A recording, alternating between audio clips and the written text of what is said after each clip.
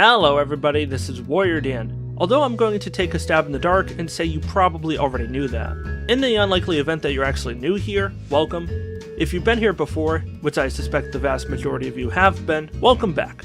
Today, because I have so little regard for my YouTube income, we're going to completely bypass the idea of a family-friendly video. No, instead we're going to talk about Party Hard 2. The story for Party Hard 2 is currently unknown, as the alpha for the game only includes one playable level.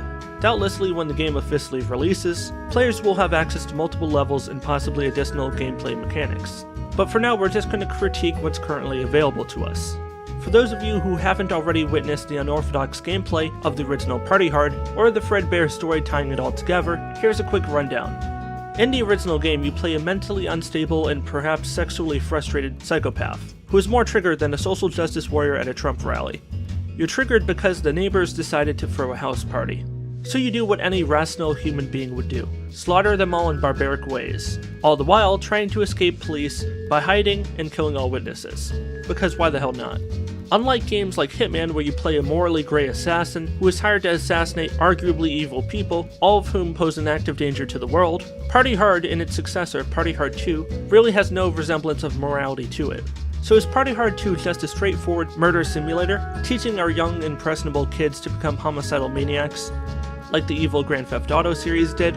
Well, unlike other people, Fox News, I like to actually research what I'm talking about before I actually talk about it. So that is a unequivocal no. That said, if you as a parent are letting your kids play M-rated video games, don't whine on the internet about the presence of explicit content in the game. Instead, you might want to rethink your parenting practices. In the game, you have a list of objectives to complete as quickly as possible, before having to walk over to a designated point to complete the level. During my initial attempt at playing the game, I beat the level in just under 10 minutes. Upon further playtesting, I was able to beat the level again in under 4 minutes. So assuming that the other levels in Party Hard 2 follow the same level design and overarching structure, I think it's safe to assume these levels will be very short in nature. Although, given the modestly high replay value, in my opinion, I don't anticipate this to be much of an issue. The game presents itself in a top-down 3D pixelated art style. This is slightly different than its predecessor, the original Party Hard game, which had a more traditional 2D art style. Given the exaggerated pixelized art and the actual hands-on gameplay, this game in many ways is more of a satire of those other kinds of shooter simulators, like the infamous game Hatred. I'm very hesitant to call anything a shooter simulator, but there are games that strive to introduce immersion via realism, making you feel as if you are an actual shooter. Now, this is not one of those games, but one can clearly see the resemblance.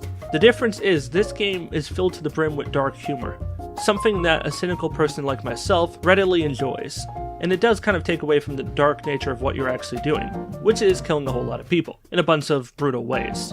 Use the level's layout to your advantage. Many items can be transformed into traps, ready to kill whole groups of people at a moment's notice.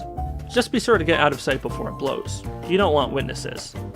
This cat and mouse game of annihilating groups of helpless NPCs, then hiding in a secluded corner, hoping the police don't find you, is actually quite fun. Now, there is a degree of difficulty to this game, as currently there isn't a way to lure away individual NPCs, unlike other similar games like Yandere Simulator, which allows you to get NPCs, non-playable characters, to follow you. One interesting gameplay mechanic I noticed, quite by accident if truth be told, was that if an NPC character is seen in close proximity to a dead body by other NPCs, these other NPCs will alert the police, and the police will promptly arrest the NPC and place the dead body in a body bag. I'll admit, it's kind of funny and oddly rewarding to see a NPC carried off by police who are assuming that they're the killer, when in fact you've been murdering people all along. It's kind of mean, I admit, but it's still funny. This game is very unforgiving. If an NPC notices you murdering anyone, or finds a body, or sees you doing anything remotely suspicious, you best move quickly to make your escape, and if needed, hide the body, if possible. In a nutshell, one of the best elements of Party Hard 2 is its consistent unpredictability. For example, when I had eliminated all of my assigned targets, and was on my way to the designated area in the street to end the level, I was promptly run over by a police car and exploded into a burst of bloody body part bits. Now normally in most cases I would be super upset, dying at the very last minute when I'd already completed everything I needed to, but this was just too funny. When do you see yourself just run over by a police car? I don't know, maybe it's just me, but that was really funny to look at. The game, from what I've seen on my PC, runs quite well.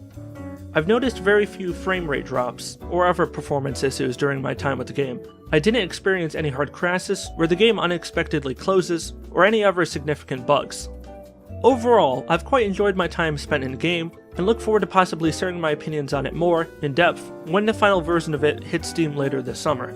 No official release date has yet been announced, but I'm going to speculate that this game will likely release between the middle of June and the end of July.